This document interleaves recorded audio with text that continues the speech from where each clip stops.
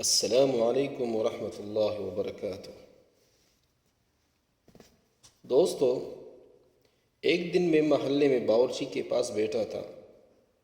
دل بہت بے چین ہو رہا تھا۔ میں نے باورچی سے سوال کیا، یار میں نماز پڑھتا ہوں، روزے رکھتا ہوں، کوئی برا کام بھی نہیں کرتا، لیکن پھر بھی حالات سخت سے سخت رہتے ہیں۔ رب کے ہاں میری بات نہیں بنتی ایسے لگتا ہے۔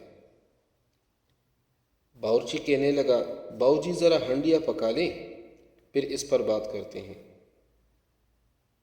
یہ کہہ کر باورچی نے ہنڈیا چولہے پر رکھی، پیاز ڈالا، لہسن ڈالا، ٹماٹر، نمک، مرچ، مسالہ، گوشت، سب کچھ ڈال کر میرے پاس آ کر بیٹھ گیا اور باتیں کرنے لگا۔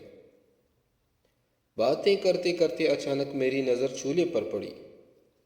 دیکھا، باورچی آگ جلانا بھول گیا تھا۔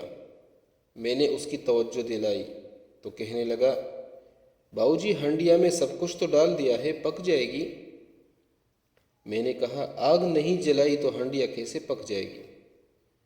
جواب میں کہنے لگا، ہاں باؤ جی، جس طرح ہنڈیا میں سب کچھ موجود ہونے کے باوجود آگ لگائے بغیر ہنڈیا نہیں پک سکتی، بالکل اسی طرح نماز، روزہ، زکوٰۃ، خیرات، حج کرنے سے تب تک کچھ حاصل نہیں ہوگا جب تک اپنے وجود کو تقوی اور پرہیزگاری کی آگ پر نہیں چڑھاؤ گے، اور یہ آگ آپ کے ضمیر اور کردار نے لگانی ہے۔ جھوٹ، غصہ، غیبت، حرص، منافقت، ہوس اور بغض سے جان چھڑانا ہوگا۔ اپنی ذات کو مخلوق کی خدمت کا تڑکا لگاؤ، تب جا کر وجود کی ہنڈیا پکے گی اور پھر اللہ سے رابطہ ہوگا۔ اللہ ہمارا رابطہ اپنے آپ سے رکھے۔